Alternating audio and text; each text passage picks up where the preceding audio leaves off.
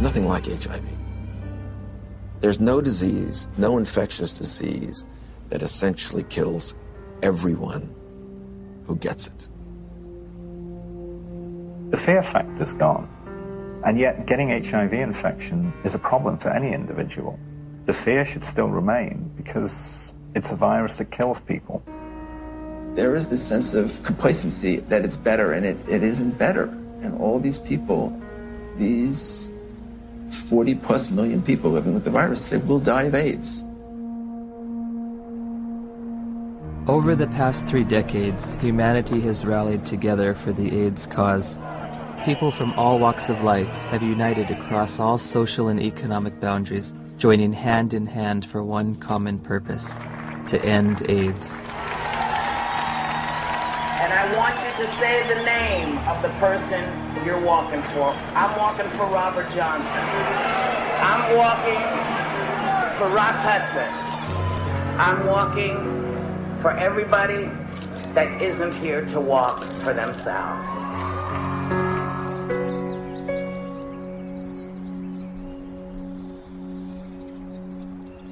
The statistics are growing, all except for one. That's the amount of people cured, and it's still 0. In theory, we could cure AIDS on a piece of paper. Maybe someday it'll come. I can't say when. Despite all the major progress we have in chemotherapy of those patients, none of these patients got rid of the virus. I don't think the pharmaceutical industry is very interested or invested in a cure. You know, I don't mean to be too cynical, but the reality, I think, is that, you know, the situation they've got now, which is lifetime treatment with expensive drugs, that kind of suits them pretty well. A cure is going to require some very tricky and sophisticated molecular biology, and I frankly don't see it happening. Ever? Ever.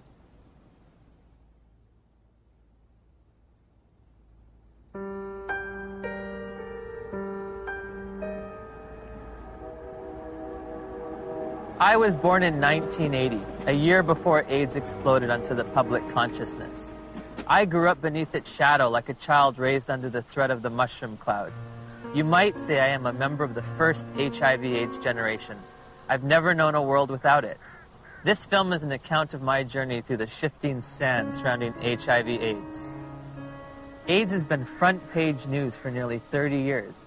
Yet how much do any of us really know about HIV and AIDS?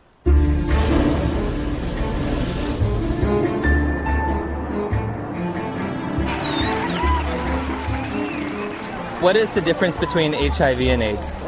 I don't know exactly. HIV is wow. HIV 是它的病毒，那 AIDS 是那个病，所以两种是完全不一样的东西。It's the same AIDS thing. is the actual disease. It's the same I don't know thing. really. I don't know the difference. I know HIV is less deadly. Pour moi, il y en a pas forcément. Enfin, c'est vrai que j'établis pas de différence entre les deux. What would you say is the difference between HIV and AIDS? Yeah, it's not a big difference, is it? HIV/AIDS is just the starting point. HIV is a virus. The actual virus is AIDS. People around the globe were just as confused as I was. So I sought out the world's leading HIV/AIDS authorities, among whom were the discoverers of HIV, the key White House advisor on AIDS issues, and the executive director of UNAIDS' global response to the epidemic. Meeting with these distinguished experts, I candidly asked, what is the difference between HIV and AIDS? The difference between HIV and AIDS is a really critical concept, and unfortunately it's one that seems to escape a lot of people, or just they don't remember it after hearing it. HIV is a virus. AIDS is a syndrome caused by infection with the virus. So you don't get infected with AIDS, you get infected with HIV, and that causes AIDS. The biggest problem with the HIV theory of AIDS is HIV. There is a group of AIDS denialists that say that HIV does not exist and has never been isolated, which is as bizarre as it gets. We do not say that HIV doesn't exist. What we say is that the presently available data does not prove the existence of HIV. The reality is that HIV does exist and does cause AIDS. I mean, the evidence is incontrovertible. HIV causes AIDS. All right, that's a theory that's there. Let that theory be there. But let's have some other conversations. Let's have some other research. Let's have some other funding. Maybe something else is working here. No. Why nearly 3 decades since its discovery does there continue to be debate over HIV? Why is there no cure in sight? To answer these questions, I needed context. The past is prologue, so my journey begins with a step back in time.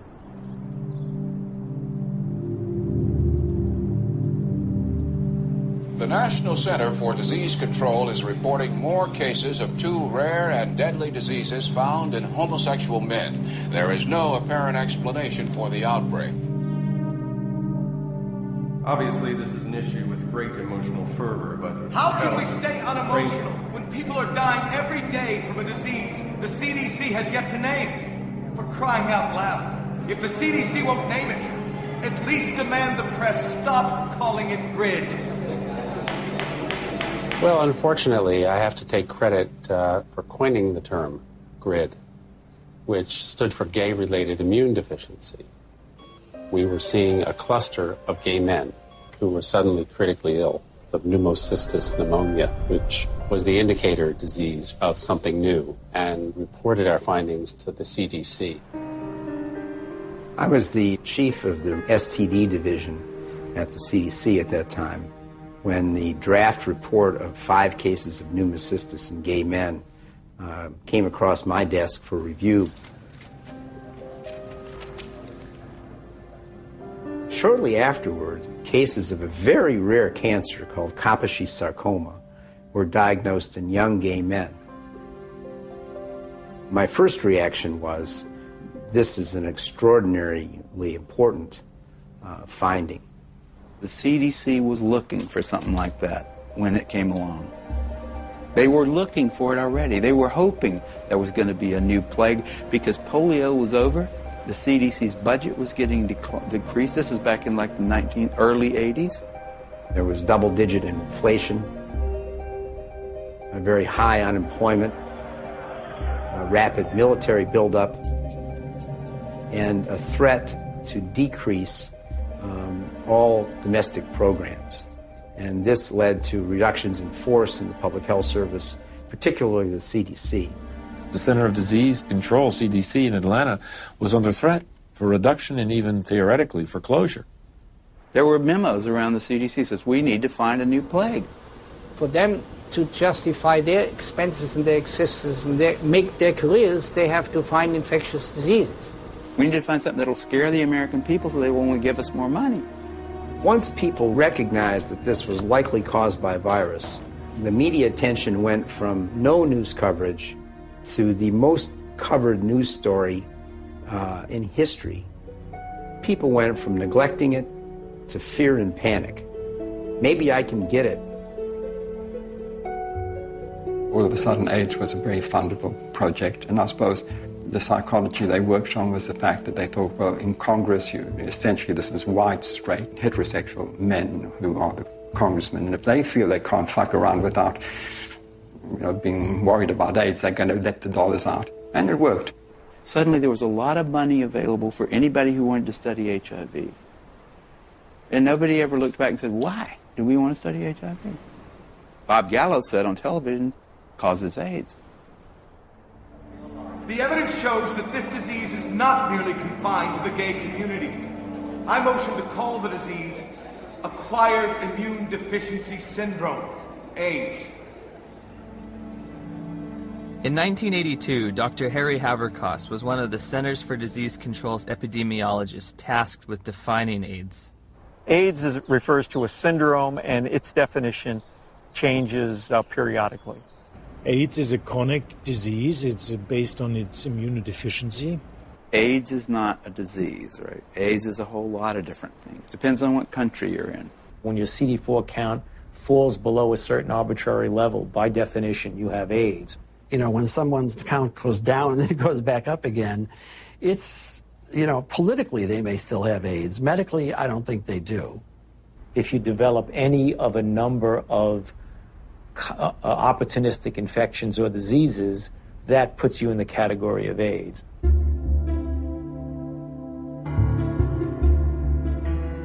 We don't even know what AIDS is. AIDS is so hard to define because they change the definition of it every year. The definition of AIDS has broadened over time. It was revised in 1985, and then again in 1987. The changes in the definition have been political. Every time they change the definition, the numbers go up. The definition has changed many times. The biggest change was probably in 1993, which they then, added the CD4 count and HIV, and, so you could not even be ill, but if you had a CD4 count consistently below 200, you now had AIDS. A closer look at the Centers for Disease Control's documents reveals that AIDS numbers actually declined in 1993, but a retroactive definition change increased the estimates by more than 100%. The more diseases they could lump into this AIDS syndrome, S stands for syndrome, the better the chances are they get patients under that umbrella, the more patients they could catch. As time goes along, definitions get used for a variety of issues, and some of those are not based solely on scientific decisions, but politics and capitalism and reimbursement comes into play. For example, a person with hepatitis C, even say here in San Francisco, if you got hepatitis C and only hepatitis C, you're shit out of luck. Having an AIDS diagnosis, I get a free apartment. The city of San Diego pays my apartment. I can have the state of California pay for many medications related to HIV. I get Social Security benefits. I can get discounts on my supplements at the local health food store. I also get food stamps and in-home supportive cleaning services. So I was basically a healthy person walking around, and I had all these wonderful little perks, You get all these benefits, that we fought for and got. But the end result has been a sort of an imbalance. We succeeded. I'm glad we did, but it is a little unfair. Politics, insurance, capitalism, benefits, you can be sick or healthy. I never would have thought that AIDS was so convoluted. Right. Well, as I said, that has changed. How you define that scientifically has changed quite often. Which just makes it difficult to, for the lay people to understand. It makes it difficult for me to interpret the numbers. Africa is purported to have the highest incidence of AIDS cases on the planet. So I trekked to South Africa to witness firsthand the impact of AIDS on that troubled continent. Around 10 million of South Africa's 48 million people have been reported to have AIDS. It's only a 10-minute drive from Cape Town's pristine modern airport to the squalor of neighborhoods said to be ravaged by AIDS. All the facts on HIV and AIDS with Griselda on Metro FM Talk. It's World AIDS Day. There are functions, there are gatherings. The international theme is Stop AIDS, Stop HIV and AIDS. Keep the promise. So many years later, we keep saying the same things, HIV, HIV, HIV. And yet, each time I hear words like HIV and AIDS, I just want to pull my hair out. I'm just so fatigued about how we've packaged the messaging. All we talk about is AIDS. It's a sex virus. You have to use condoms or you die. It's a sick and sad message. People can't think outside AIDS anymore. And it's just a shocking, sad reality. The first AIDS meeting on the continent of Africa was in 1985 in Bangui. We were there with a few people who had experience on AIDS in Africa. And one of our problems was, how can you diagnose AIDS in Africa in the absence of very sophisticated laboratory support? Even though by 1985 there was a HIV test, most of Africa didn't have access to it. So one of the things that we did in that meeting was to sit down and hash out the so-called Bangui criteria for the diagnosis of AIDS in Africa. The idea was, what would be a simple way for a clinician to look at a patient and say that this patient likely has AIDS? We say somebody who has a combination of certain signs and symptoms like major weight loss. And if you have a combination of that, you can say this is probably somebody with AIDS. They wanted a clinical case definition where they could decide that someone had AIDS just by looking at weight loss and persistent fever and so on. It gave something to clinicians in Africa to diagnose AIDS. And that helped in the overall effort to count cases, because we needed to know what was the impact of the epidemic. They could discover AIDS all over Africa at that point. They could say that we are all at risk, but they could say it's spreading around the world. They could say it affects women as much as men, because almost anyone in an African hospital could be diagnosed with AIDS without having to do the HIV test at all. Whole nations have been led to believe that, in some instances, that they've got large percentages of their population infected and doomed because of this supposed sexually transmitted virus. It's such a tragedy. Daniel, a lot of people here is very sick and is very dying. What kind of sickness do you see around here? It's HIV/AIDS. What is AIDS? We don't know. We don't know.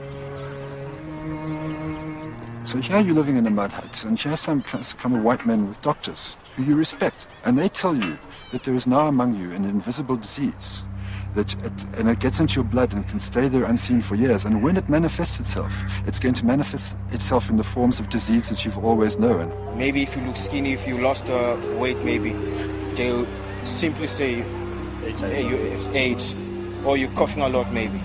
They'll say you have the disease. This cannot help but create extraordinary paranoia in people's minds. They say, well, what is going on with us? My neighbor next door he's got malaria. Does that mean that he's actually got this dreadful disease that the whites are talking about? Like I could be fat now, then the mentality is that if ever I become teen, then it could be one of the symptoms. I have to ask myself, why now? Why at this time? Dr. Christian Fiala argues that many doctors have misused the Bangui definition. In the era before AIDS, we had to admit we don't know the diagnosis and we could hypothesize. But nowadays, what doctors do is, well, if we don't know what it is, it must be AIDS. We did have patients with the conditions we now regard as AIDS defining, even before the advent of AIDS. People could have TB and not have HIV and fulfill the Bangui criteria. They'd lose weight, they'd have TB, and they could look like they have AIDS when they don't. Is this Bangui definition still being used today?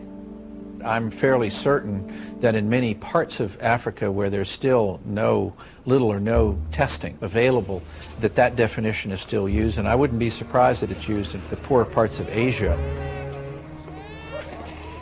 This word AIDS, I don't know what it is anymore. I don't know what we're talking about anymore when we talk about AIDS. AIDS is one thing in Greenwich Village and a very different thing in Kampala, Uganda.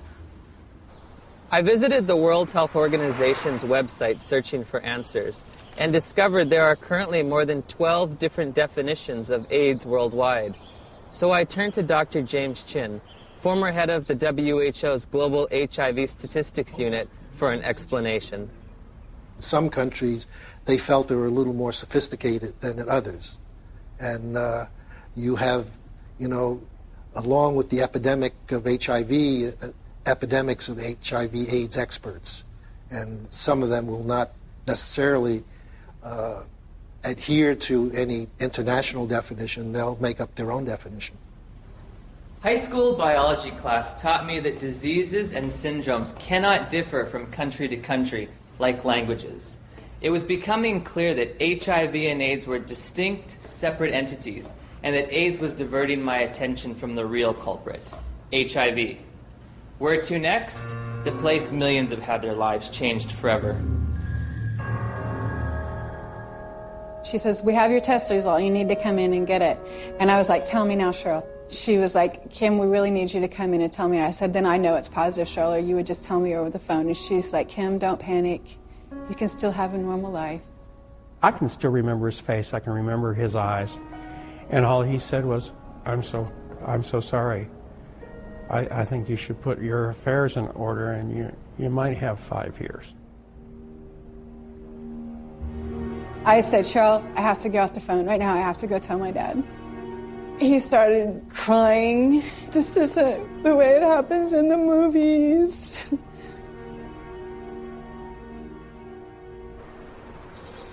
It's 7 a.m. here in Johannesburg, South Africa, and I'm a little nervous because I'm about to go in for my first HIV test. Have you ever gone in for an HIV test? No. No.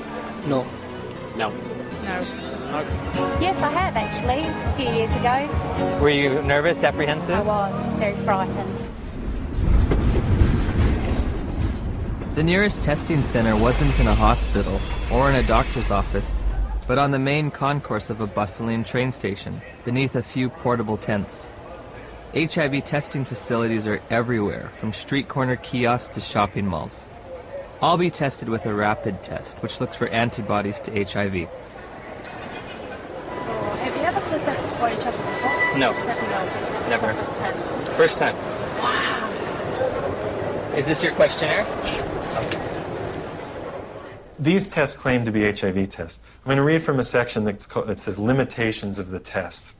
The specificity of the Reveal Rapid HIV Antibody Test for blood specimens in low-risk populations has not been evaluated.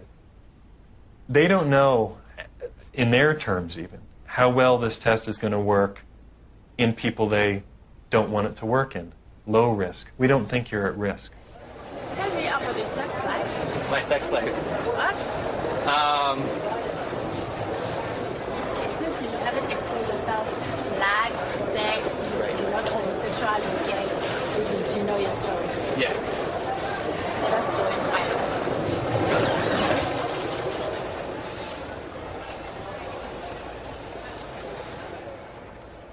In 1990, we flew to Romania to adopt a baby.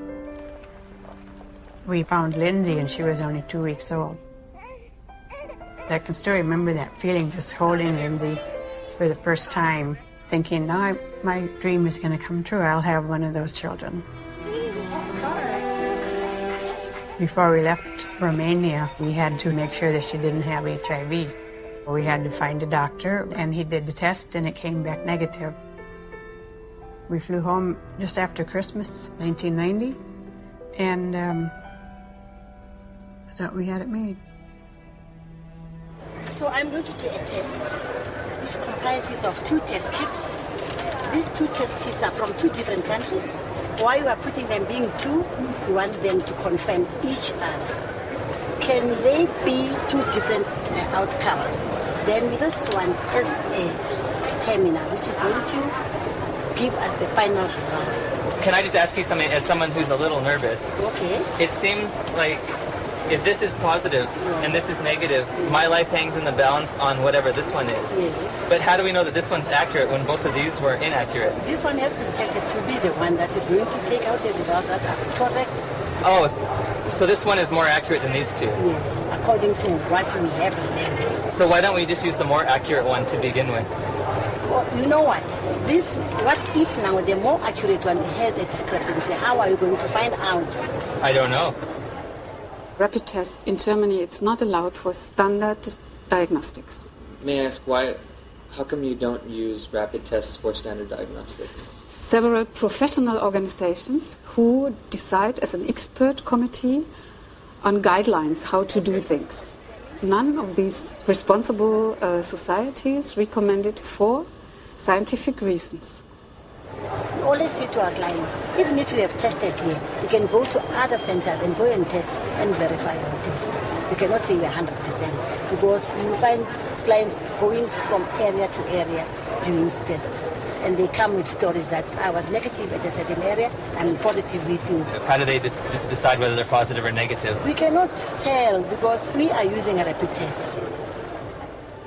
It occurred to me that perhaps the HIV epidemic is reported to be so widespread in South Africa and other poor nations simply because they use these inaccurate tests. There's the saying that if you knew how what sausages are made of, most people would hesitate to sort of eat them because they wouldn't like what's in it. And if you knew how HIV/AIDS numbers are cooked or made up, you would use them with extreme caution. I decided to investigate HIV testing protocols used throughout the developed world. When we're testing people for HIV, the first thing we do is a screening test, and it's usually a test called the ELISA.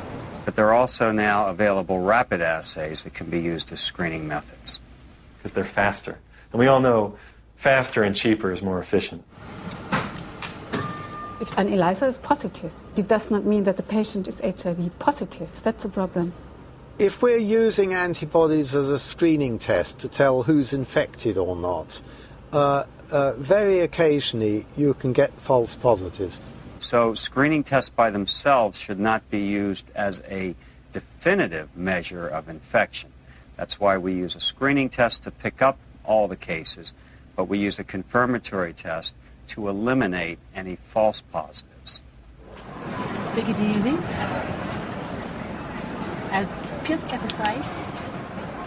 It should be emphasized that most of the developing world uses only screening tests to confirm an HIV diagnosis. There are no confirmatory tests. Time now is 25 past. At 22, the results will be out, which is going to be 15 minutes. 9 days after returning home, Steve and Cheryl's pediatrician ran a battery of tests on Lindsay, including an HIV test, even though Lindsay had tested negative for the virus in Romania. Dr. McHugh called us and said, we run into some problems with the testing that you did at Methodist Hospital, and you'll need to come right in and see me. I said, well, what is it? She says, well, I'm not going to tell you over the phone. I said, I need to know exactly what this is. He said, we got bad news that she tests positive.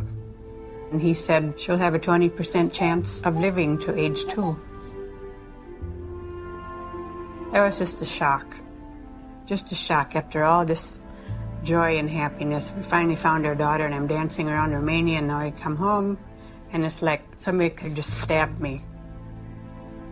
And then I had to call my mom, and that was the worst phone call I've ever had to make, because I even remember saying, that poor girl, she's just not going to make it.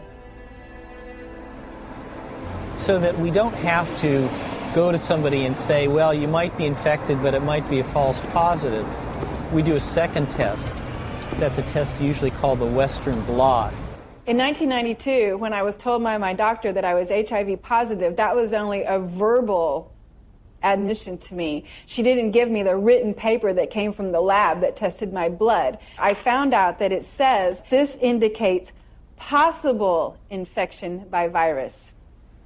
There can be mistakes from the antibody test, and there are conditions that can cause the test to be inaccurate. Now that I've got the package insert for that test kit, it says positive results using any specimen type should be followed with additional testing. But this is the test that they use to confirm with. This has a margin of error done properly that's extremely low. In other words, it's one of medicine's better tests. I don't think the Western blot is a useful diagnostic test. I don't think it's worth doing. Did he give a reason? Anybody can say anything. I think it's stupid to drive a car. But come on, you got to give a reason. It's a useful prognostic test. Once you know that someone is infected, then you can follow their antibody responses well with Western blots. I'd say he's absolutely wrong. It has a complete usefulness. You don't need a Western blot. And it's become a dogma in HIV research that you need one ELISA followed by a Western. You don't. You need 2 different kinds of ELISAs made in 2 different formats. Would you ever want to confirm somebody is positive using just ELISAs? No, never. It's against the rules. It's against the recommendations. It's a turbulent sea of argument about how can we use this test? When can we use this test? Why does this test have no standard? We have a group now of about 40 patients that have no detectable virus in their body, but they're not being treated. So the first question is, are they really infected? So the Western blots can have false positives? No, the Western blot was negative too. But they were told they were positive by a lab, yes, that misread the Western blot. Heavyweight champion Tommy Morrison tested positive in 1996. 11 years later, in 2007, he tested negative multiple times, allowing him to return to the ring. There's constant discussion in the community of people who do diagnostic testing and the blood bankers about how to read these tests. When you're looking at this Western blot, how do you determine what is a positive? You need a certain number of bands being present. It depends a little bit on the producer of the test. It depends on the manufacturer. Is there different criteria for what might be a positive? Yeah, there are different criteria from the manufacturer. Thank you for the word. And also there are guidelines from the WHO and UNAIDS. Well, HIV infection is diagnosed with rather now routine laboratory tests, which for which there are criteria for diagnosis established by the manufacturer, FDA. Claudia showed me the package insert that comes with the Western blot. It contains 8 different sets of criteria for diagnosing HIV infection.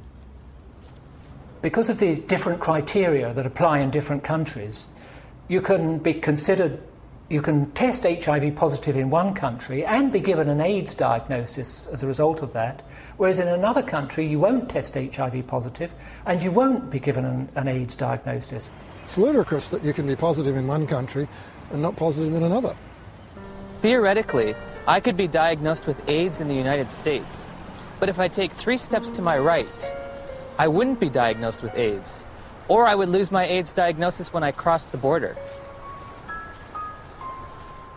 In 1992, I was encouraged by a doctor to take what's called an HIV test as a matter of social responsibility. And I was shocked and devastated and horrified when the results came back positive. It was one of those moments that everyone fears their whole life. A week later, I take the same test to an AIDS specialist. He looks and says, "This isn't a positive test. I don't know what this test means." Since a false positive looks like a true positive, how can you ever distinguish whether it's truly a positive or a negative? Well, that's a great question. It's going to be very hard to determine a false positive. So I take the test again, and this time my results come back marked from the lab indeterminate. I'm faced with the decision, do I want to wait 6 weeks to test again or do it right away? I opted for right away. My results that time come back positive. Took it again, came back negative. I took it again, positive. What happens if you're positive on one criteria but negative on another manufacturer's criteria? How do you decide who's infected and who's not? You will use the most sensitive criterion. In late December of 2007, I read about new legislation passed in New Jersey calling for the mandatory testing of pregnant women or newborn infants should the mother's status be unknown. HIV mandatory testing, to me, is a no-brainer. I'm very much opposed to the concept of mandatory testing of any population because the tests are scientifically shown to be unreliable and inaccurate.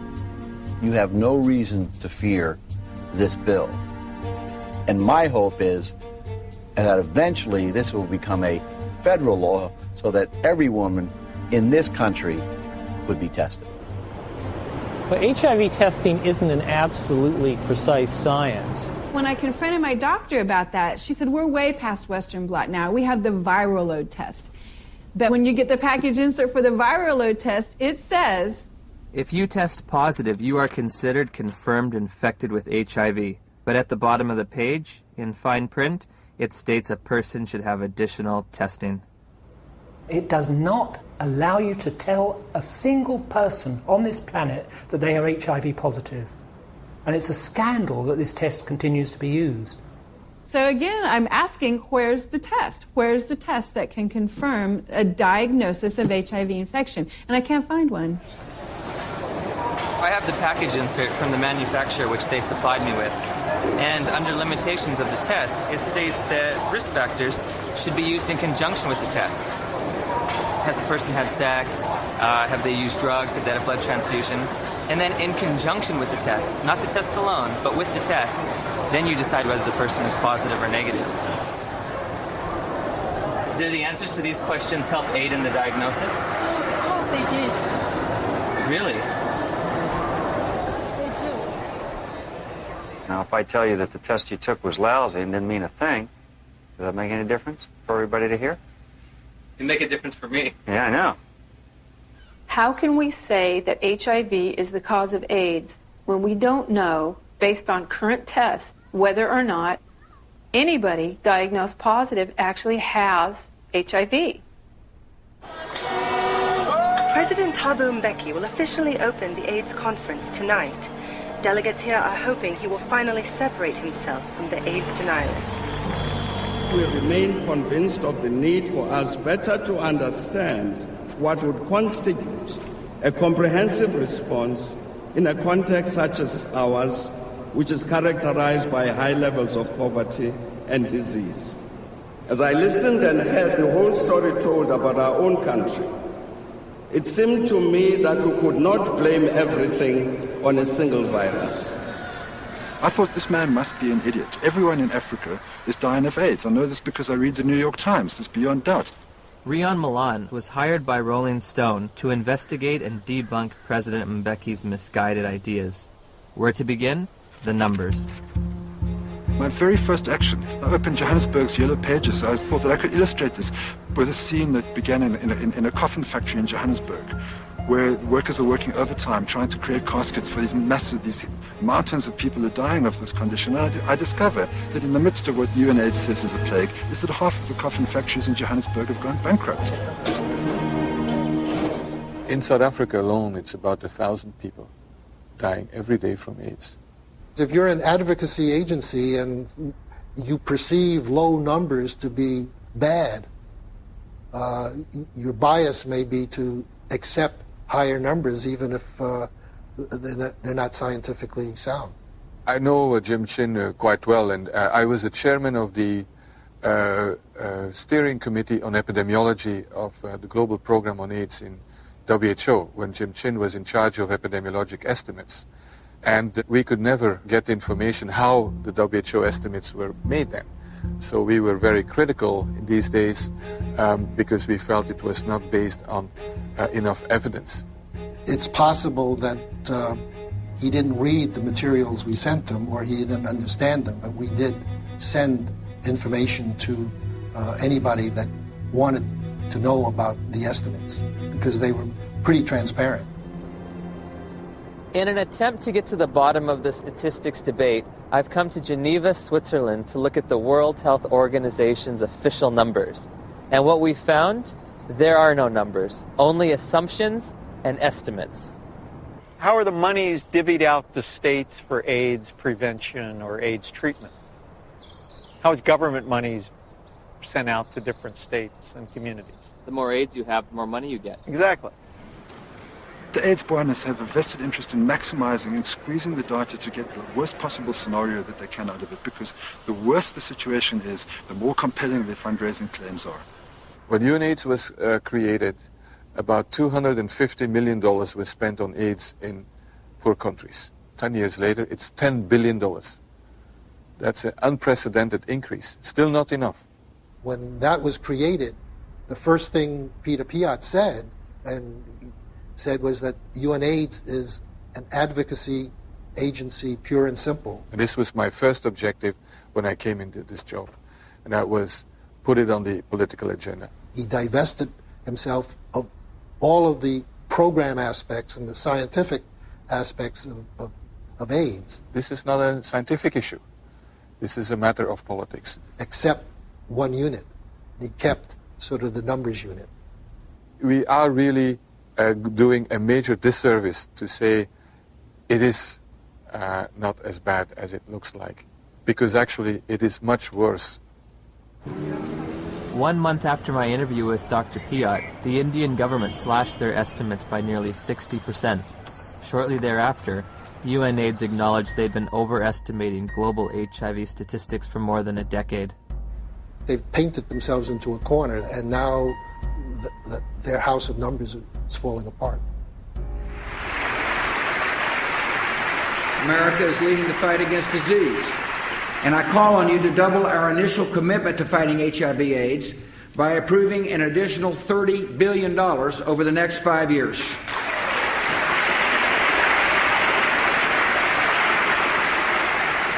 Global corruption, misuse of statistics, in order to convince people that there's one hell of a problem out there, guys, and we've got to go and do something about it.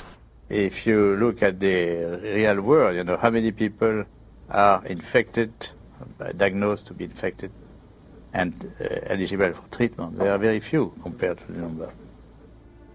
In April of 2008, Congress approved a $50 billion expenditure for AIDS treatment and prevention. The vast majority of the world's population is not at any measurable risk of HIV infection. No measurable risk. Growing up in the age of AIDS, I was taught there were 3 certainties in life: death, taxes, and contracting HIV from unprotected sex. If you don't use a condom, there's a lot of chances that you can actually get the killer disease that is AIDS. I did a study of the heterosexual transmission of HIV in California, and we recruited individuals who were infected with HIV. Then we recruited their sexual partners, and we looked at whether transmission, in fact, had occurred. Padian runs a study. It's a 10-year study with the world's most virulent, terrifying sexually... I mean, this thing jumps, off of penises into vaginas miles away. How many of them do you think, after 10 years, with the world's most terrifying, virulent, sexually transmitted disease, came up positive? Nobody. Nobody. Nobody who was negative came up positive. 0. I think HIV is more difficult to transmit than probably most other sexually transmitted diseases. I mean, I think that's pretty widely known. If I were to have unprotected sex with somebody who is HIV positive, how many acts would I have to engage in before I got the virus? Just one. I think one would be enough. First act? One is enough. Remarkably, HIV is a difficult infection to transmit. This contradicts everything I was ever taught about the sexual transmission of HIV. AIDS is the best example of what's really scary and alarming and dangerous about our culture right now, which is that it's a culture of PR. It's a public relations phenomenon. The truth doesn't matter. What matters is the image. If we were talking about reality, the reality is that AIDS is over.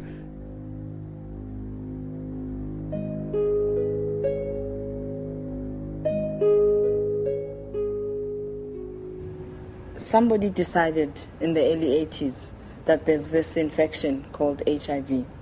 And upon deciding that, I don't think it was debated enough. In 1983, Dr. Luc Montagnier and his team of researchers identified what they thought might be the cause of AIDS. I really was excited because we knew it was a new type of virus, not shown before in men, and very likely to be the cause of AIDS. Of course, at that time we didn't have the full proof of what's the cause of AIDS. That initial work was rapidly reinforced by additional virology and serology studies in Bob Gallo's lab in Washington. Gallo got pushed by the Reagan administration that wanted to do something on AIDS finally. They literally told us to just close CDC's lab down. We don't care about it. There's a bunch of gays, who gives a shit? And that was really their whole story. So the whole thing that they rested their political response was, well, we discovered the virus. Good afternoon, ladies and gentlemen. The probable cause of AIDS has been found. Credit must go to our eminent Dr. Robert Gallo, who directed the research that produced this discovery. What was new that day is for the first time we were saying, that's the cause, I'm sure. It was a silly press conference. There was not evidence then that HIV was the cause of AIDS. It wasn't called HIV. There was certainly evidence that he didn't discover it. It was discovered in France. The conference was held before any of Robert Gallo's papers were published. Therefore, before any other scientists had a chance to review them and look at the evidence and see if he got it right or wrong.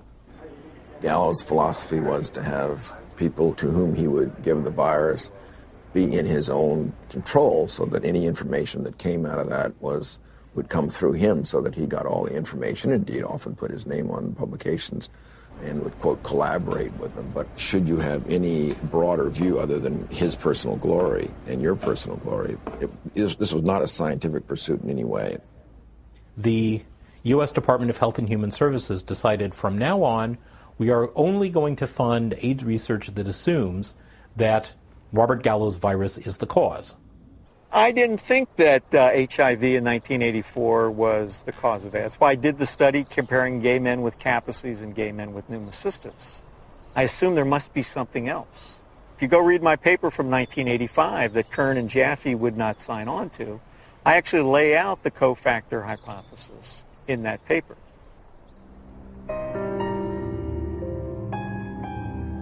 I'm a promoter of the role of cofactors in AIDS. Well, cofactors just says that the cause of a disease is by more than one factor. Just simply being infected with HIV is not going to do it. You need certain cofactors. Cofactors are not necessary. Dr. Fauci would say HIV causes AIDS without the need for anything else. That's kind of ridiculous. The data that indicate that any different type of infection like mycoplasma or something like that is a necessary cofactor, I believe those theories have been debunked. What the fuck does he mean? Sorry. What's it? What does he mean that there are no cofactors? Where's he coming from? There's cofactors for everything. Cofactor implies something specific. And it really gets us off into tracks that are wandering. Gallo isn't gonna change his mind. But he's probably 70 years plus now. He's going to remember things.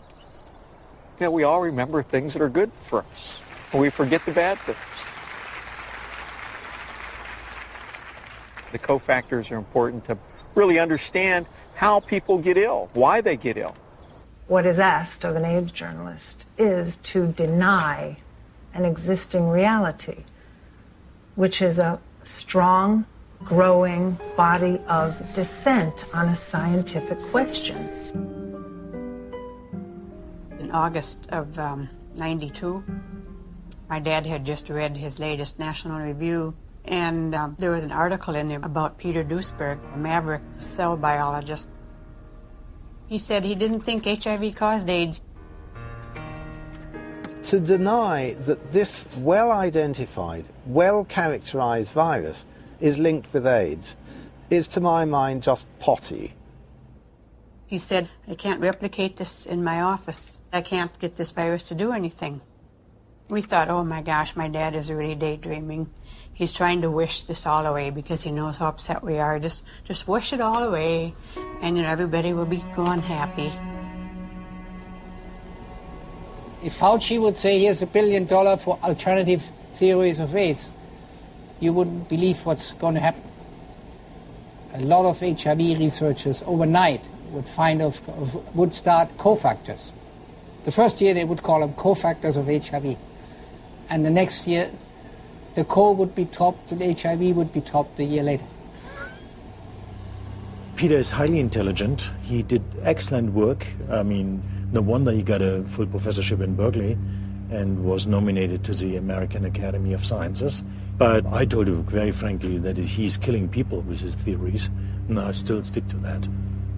They attack him, they attack his ideas, and they present some bogus way of refuting what his science has said that doesn't really refute it. Peter Duesberg? Yes. Oh. They are all prostitutes, most of them, my colleagues, to some degree, myself. You have to be a prostitute to get money for your research. You're trained a little bit to be a prostitute. But some go all the way.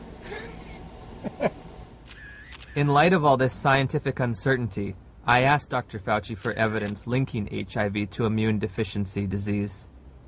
When you put the combined findings of the initial characterization as a distinct retrovirus isolated by Montagnier and his group, together with Gallo linking the virus to being the cause of AIDS, and they put those things together, and that's how we have a confirmation of the causative agent of AIDS, namely HIV.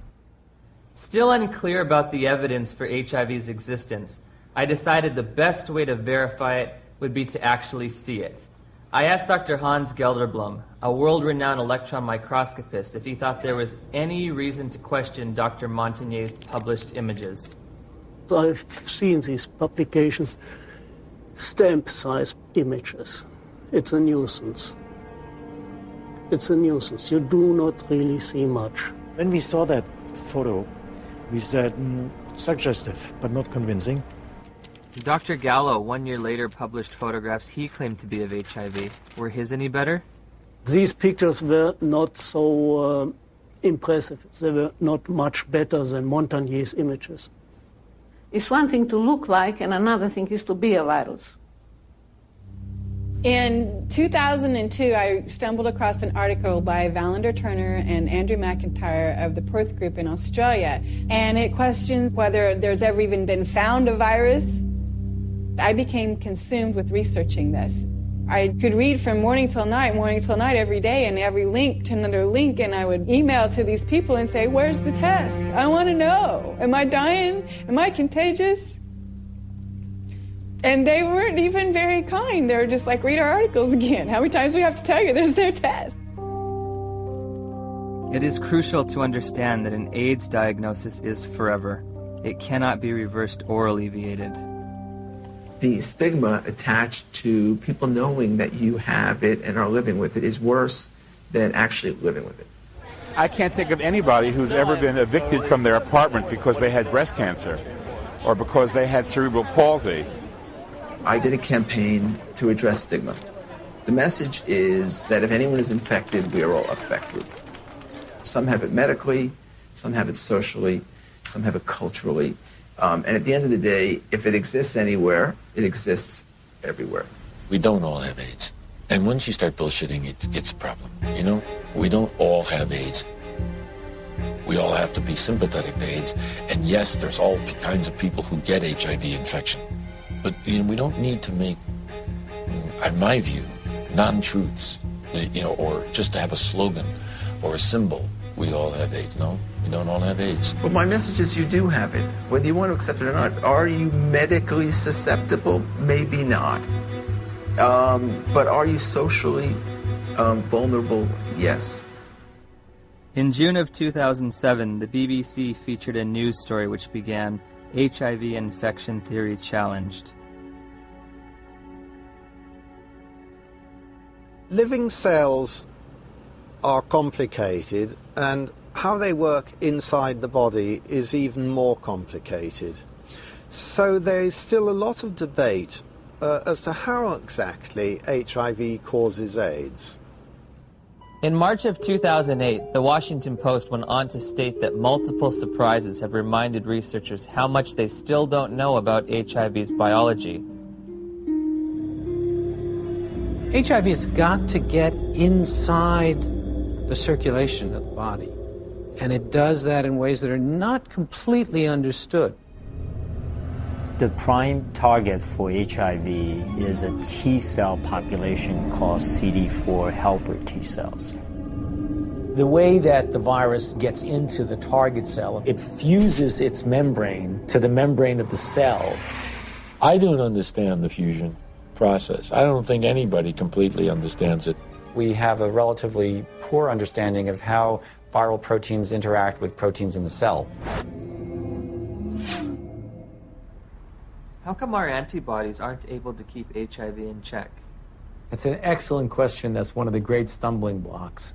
They can't prove that HIV is the cause of AIDS, okay? They cannot prove that HIV is the cause of the collapse of the immune system, no matter how many scientific journals says it is. When you go to the basic research, it doesn't prove it.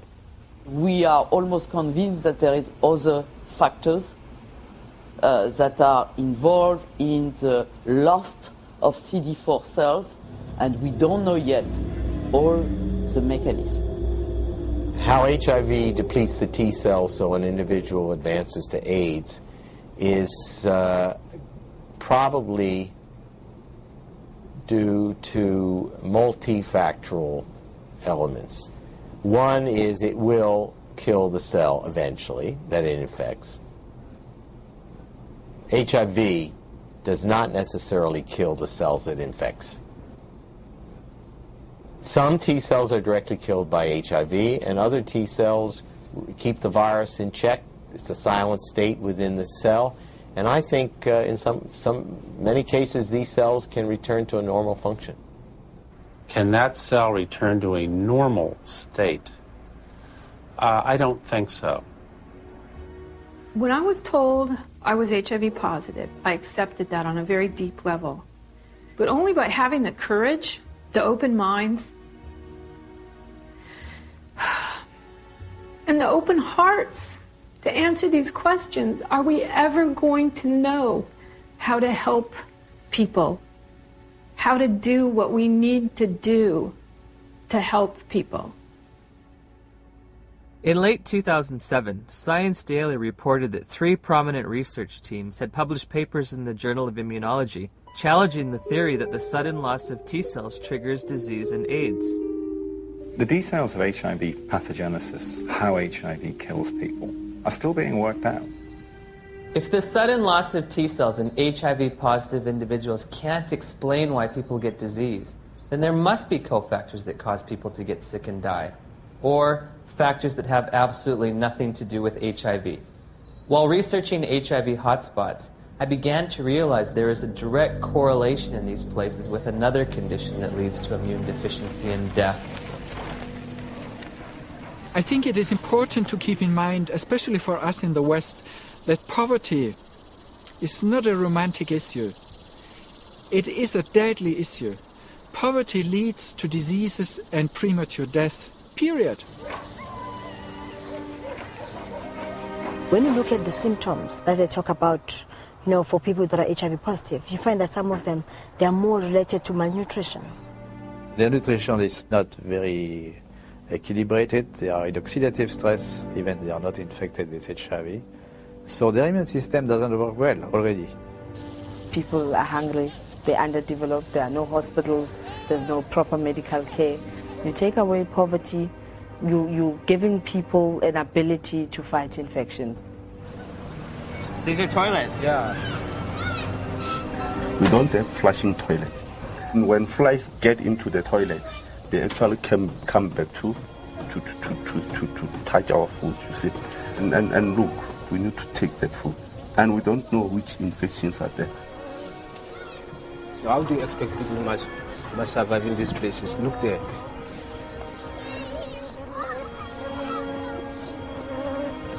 How many white people they are staying in this house like this one? In Cape Town is different. You go to suburbs, you see the suburbs is different from our places. Why have we done nothing for African people, just like give them clean water so they don't die in infancy of diarrheal disease and stuff like this? All we care about is HIV, AIDS. Well, question. Well, there's money in it. There has to be, other dynamic working to lead public interests to the African situation and ignore clean water, sanitation, malaria. I mean, things that kill people. This is the beginning of a war. It is a war to reclaim our health. In 2008, USA Today published a news story that stated, if we look at the data objectively, we are spending too much on AIDS. About $10 billion a year is spent on AIDS, while 2 billion people live with no sanitation. 1 billion lack access to clean water. And malnutrition kills someone every 10 seconds. These factors enable diseases to thrive and severely weaken the immune system of those living in such squalor. If we were to take all that money and put it towards developing poor countries, God would be so proud of us, indeed, because we would have taken away the major challenge that's facing humankind, and that is people dying in silence. It's slow, painful deaths from being scared of something that was just packaged as AIDS. Could it be that the real epidemic is extreme poverty, not HIV? On the other hand, HIV allegedly occurs in the United States as well. So I looked for alternative causes of immunodeficiency in this wealthiest of nations. There are other ways you could produce a condition that looks like AIDS, but they too will be some source that causes a severe defect in the immune response. 19 million Americans now, 19 million are taking illicit drugs every day. But we don't talk about this. This is politically incorrect. There have been a number of theories as to what the origin of HIV/AIDS is. One of them was a theory that certainly turned out to be completely incorrect, that it's a lifestyle phenomenon. There's a large epidemic of STDs in general in the late 70s, and particularly in gay men. In San Francisco, New York, Los Angeles were meccas of the new lifestyle, which came from the liberation in the post-Stonewall era. The more partners you could have, the more you were striking a blow for gay lib. I remember talking to one of the people who was at the forefront of that lifestyle. I very much felt like if he did have another bout of syphilis or gonorrhea, whatever it might be, that it was like a notch, a victory notched up for his right to exist as a gay man. I went on a vacation to Los Angeles, and it wasn't that wild, but one night I went to a bathhouse. I came home with, get this, at the same time, syphilis, gonorrhea, and 2 forms of parasites. I have no views about that, in a judgmental kind of sense, but certainly from a public health point of view, that's kind of a prescription for disaster, because AIDS first occurred in these men who were not healthy for reasons that were obvious to everyone. You're talking thousands of partners, sometimes hundreds, per month, lots of antibiotic use, lots of drug use, and the result were people were getting pretty sick. There's a drug called amyl nitrate that was developed in the 1850s and 60s. Came in ampules, and they became known as poppers because you'd pop them when you open these ampules up to sniff them when you had coronary artery disease. The first AIDS cases, for example, that Mike Gottlieb reported were all 5 gay men. They were young. They all used poppers. Poppers, something you walk around huffing all night. I mean, it says flammable, fatal if swallowed on the side of the bottle. They're walking around huffing it all night long. Why? Gives you a great rush. Poppers was a sex drug. They were in every gay bathhouse, every bar, every porno bookstore across the nation. Poppers were visible on the dance floor in the discos. At the end of an evening, the bartender would announce last call for alcohol, last call for poppers.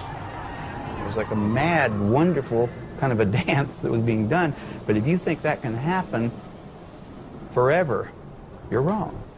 Whether or not HIV exists, whether its role in a weakened immune system is almost irrelevant when you compare it to what was going on at that time. The lifestyle explanation proved politically unacceptable, but the virus explanation proved very, very acceptable to many different parties. Pneumocystis pneumonia and Kaposi's sarcoma were the hallmark diseases for AIDS in the early years. To go back and deconstruct it and say, what exactly did cause pneumocystis carinea? I remember the first patient that I ever saw, my resident brought me to see a young gay man with pneumocystis pneumonia.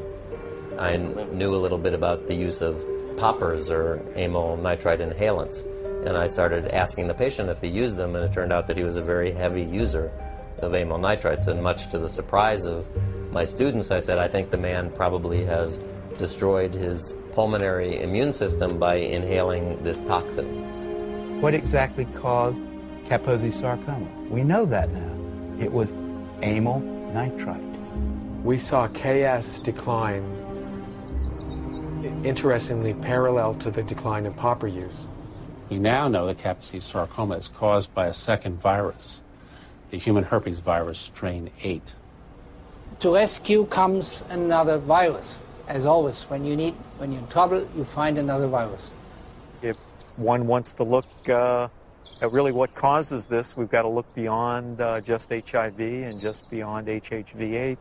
Calling it a disease, see? And to give it that name, AIDS. So everything's included under that, and you don't have to just say, I mean, if you'd have said, you know, these people are getting a lot of weird diseases, all kinds of diseases, it wouldn't have had the same impact. It was much better to say there is a infectious organism on the loose in America, and it could get you.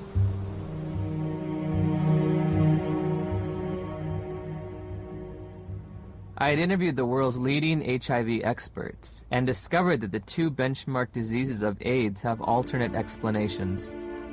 Once again, I turned to Dr. Gelderblum, seeking proof of HIV's existence in the most recent images available. Here you do not see anything about the details, but I would say it's probably a virus. These are HIV here? Yeah. Oh, so are these HIV too? Yeah, yeah. Everything's Probably. Probably. Yeah. What can I tell you? You know, I mean, it exists. Gallo said he had all these viruses, and it was a lie. I think HIV totally has turned out not to be the cause of AIDS. HIV has turned out not to be.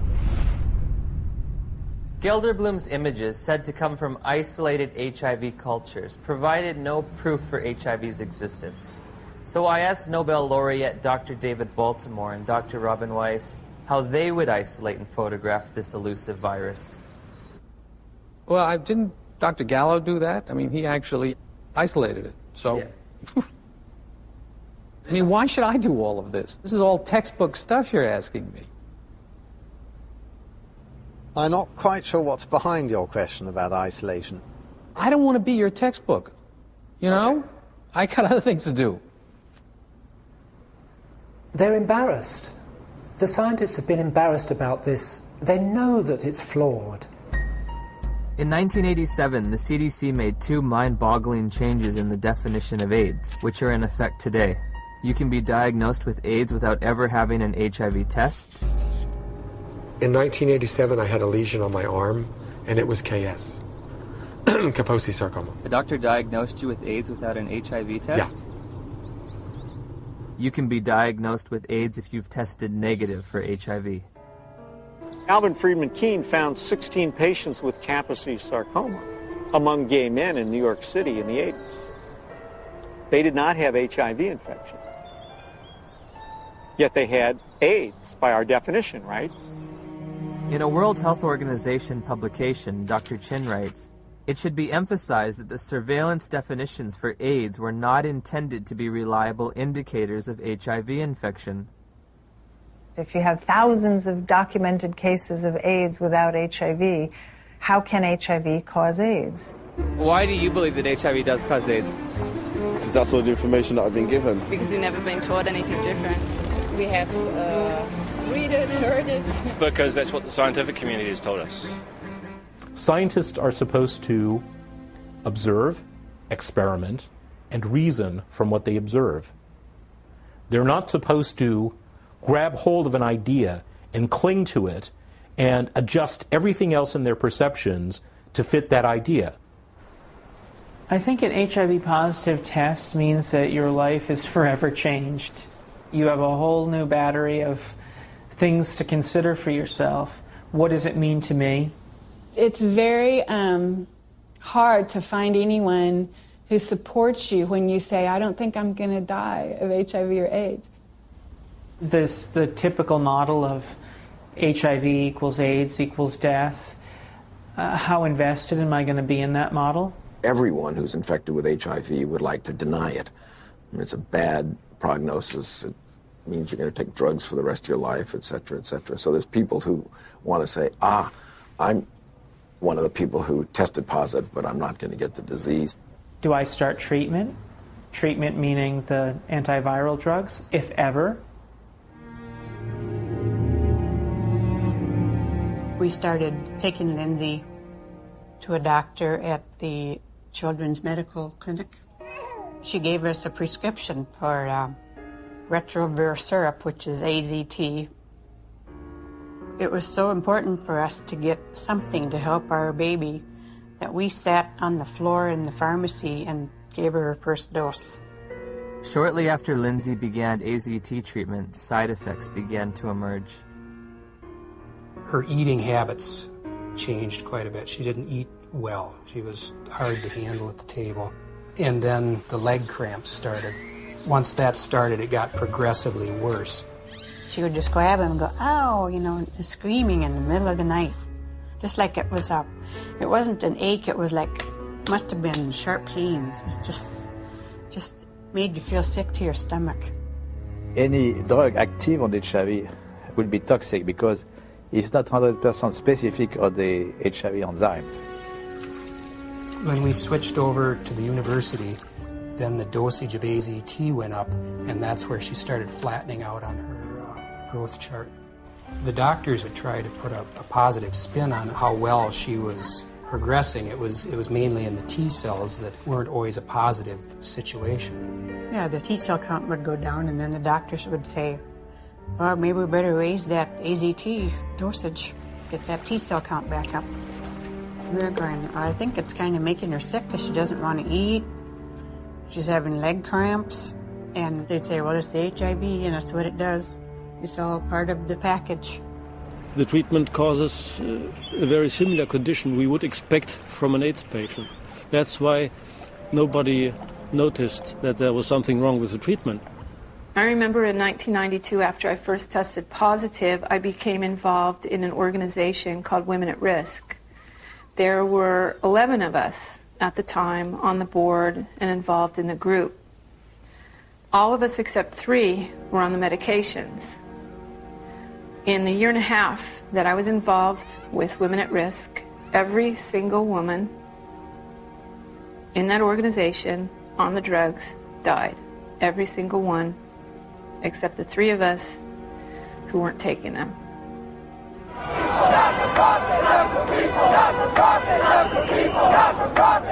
We weren't just given handfuls of AZT, we demanded it. AZT, where is your humanity?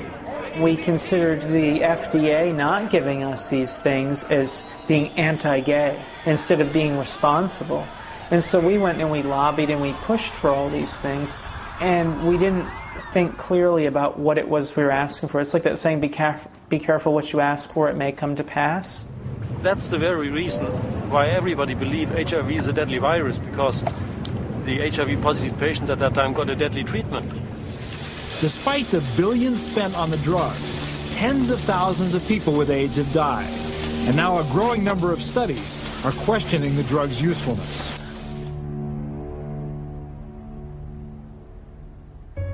We just decided between ourselves in November to write to Peter Duisberg and say, sorry to bother you.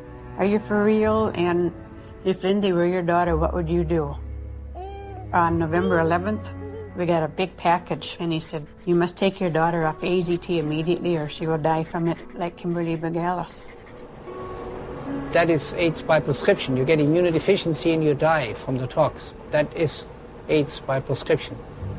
When AZT became widely available in 1985 and 1986, I cautioned my patients not to jump on the bandwagon and start being treated. I didn't want to see my community poisoned by an ineffective therapy. I think in retrospect, the dose that we started with AZT was a dangerous and poorly tolerated dose. Nobody wants to realize what was the real effect of this overtreatment. That means that we killed a whole generation of AIDS patients.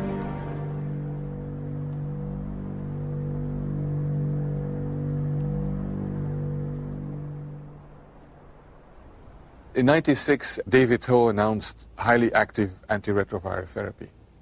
Also known as the cocktail, because the treatment combined the newly developed protease inhibitors with older HIV drugs, such as the chemotherapy drug AZT. That was a revolution. What was an 100% fatal illness now could be treated. The AIDS medication today is not that toxic than it was in the early days. And it's a potent drug regime. That means it kills almost everything. I play around with treatment interruption because I think the drugs are toxic. And if I do the drugs continuously without interruption, I think that they'll have a cumulative damage.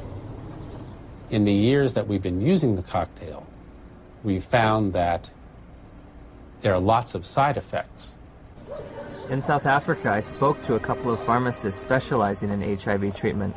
How often do you see side effects in patients? Yeah, all the time. All the time. Almost all the time. We saw the lipodystrophy, the buffalo humps at the back of the neck, then the lipoatrophy, which is the loss of fat in the face and the arms, giving people a very gaunt look. The risk of heart attack seems to be increased in people on these drugs. With what we have now, the side effects eventually are going to outweigh the benefits. So patients really do better for the short term, but in the long term, they die also. In 1994, Audrey Serrano tested HIV positive. While initially healthy, she was prescribed AIDS drugs which nearly killed her and left her scarred for life. In December 2007, after multiple negative tests, she was awarded $2.5 million in damages. Some people are very fortunate. They don't have these side effects, but many people do. So prolonged treatment is impossible. I know people that are like horses, have no impact with some drugs, no side effects, and somebody else falls apart. The new generation of antiretroviral drugs are less toxic. They can be more tolerated. But for how long? I agree. We cannot give a treatment for life. It's not like insulin, you know, it's something which is toxic. Has a patient ever died from the side effects? Yeah, sometimes it happens. AIDS drugs are all classified as black box drugs. A black box drug is the most severe warning that our FDA will put on a product. It means you could die taking this because other people have died taking this. My sister Joyce was my best friend. She's a great mom and just a very lively person. In 2003, Joyce found out she was pregnant with a second child. She was offered an HIV test as standard prenatal care by her obstetrician. She called me at work and she was like, I got something to tell you. And I was like, well, what is it? She said, I'm HIV positive. So I took a deep breath. I said, well, it's not the end of the world. And she said, well, Nell, I met this doctor today, and he's a specialist. And he says, is there some medicines I can take that'll keep my baby from being HIV positive? Nevirapine. Warning. Severe life-threatening skin reactions, including fatal cases. One morning, she was covered in these welts and this rash. It was all over her face. It was all over her chest, all over her arms, her hands. When they're talking about a rash that can kill you, they're talking about a drug that targets the actively replicating cells in your dermis, in your mucosal layers, in your intestine, and stops them from working. And what happens? Goodbye skin. I would never take them. I don't have a problem with other people taking them, but I, as Griselda Kananda personally, looking at the side effects that they come with, looking at the toxins that they present in my body, not now, not ever. I have patients tested in 1985. They were all advised to take treatment, but they declined the treatment for different reasons. Because they didn't want to take toxic drugs because they were feeling well at that time. And how are they doing today? They're still living. Healthy? Yeah. Once we came to the conclusion that this was the drug that was causing this problem, irregardless of what the HIV was going to do, she was going to come off the drug no matter what. If taking her off the drugs meant that she could sleep through the night and be happy for 6 months, that would be worth it rather than live in agony for 2 years or 12 months. You hear a lot of doctors, you hear a lot of educators in AIDS, you hear a lot of people talk about it is probably the drugs that are going to kill us before the disease does.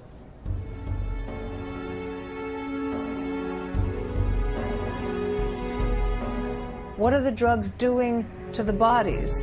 They're putting the bodies into coffins. Before my sister started taking the drugs, she was healthy. After she started the drugs, she developed an allergic reaction, which made her look like a patient with full-blown AIDS. She was admitted to the hospital. She continued to spiral down. And within 37 days from her first date of taking the medicine, she was gone.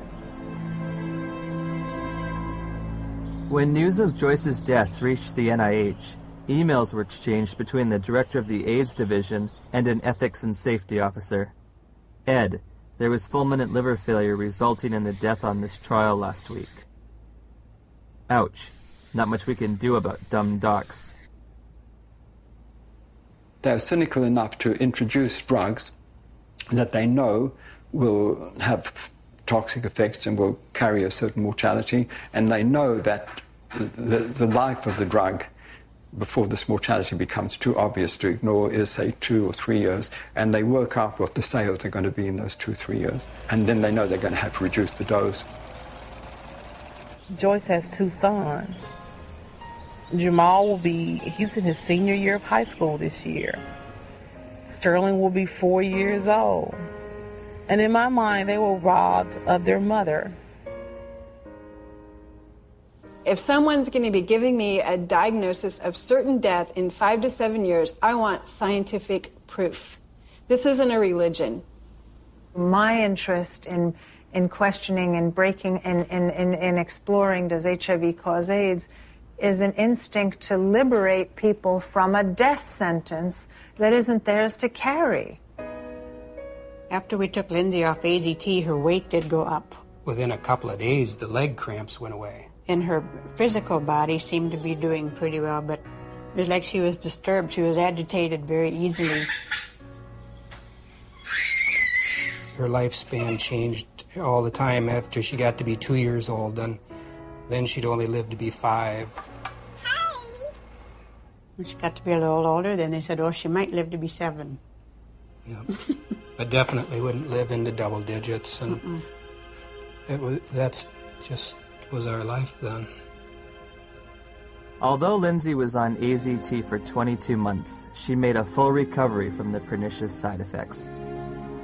Lindsay will be 19 in October of 2009. Because it's been surrounded from day one with so much emotion, so much fear, so much psychology, so much drama, very few people are capable of looking at AIDS logically.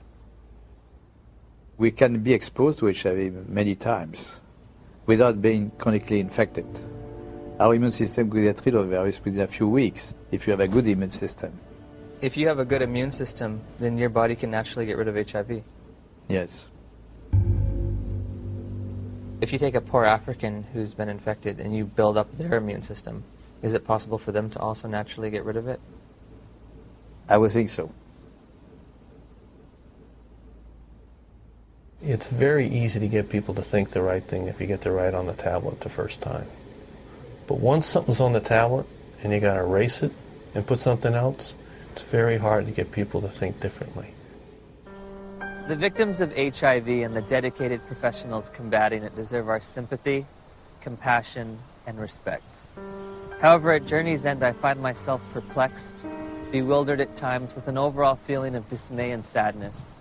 I found a research community in disarray over the most fundamental understanding of HIV, all the while presenting a monolithic public posture of authority and certainty. Bluntly stated, we have tests that prove nothing, remedies that kill, and statistics manipulated to the point of absurdity. 90% of global HIV corresponds to areas of great poverty and squalor.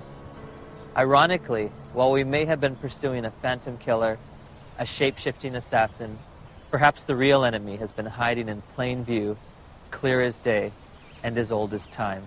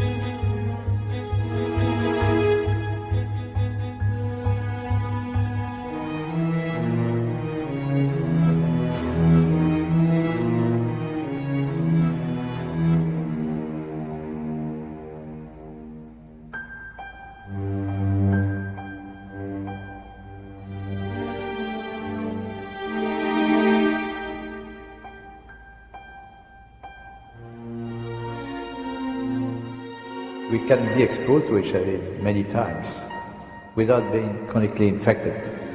Our immune system will get rid of the virus within a few weeks if you have a good immune system. If you have a good immune system, then your body can naturally get rid of HIV. Yes. How can we say that HIV is the cause of AIDS when we don't know, based on current tests, whether or not anybody diagnosed positive actually has HIV? Some people are very fortunate they don't have these side effects, but many people do. So prolonged treatment is impossible. Called CD4 helper T cells. What the fuck's he mean? What's it in there? It uses its membrane. What does he mean that they know it's an effect? Where is he coming from? There's called factors for everything. To the membrane of the cell. And then it there inside cells, virus grows and exports the cells.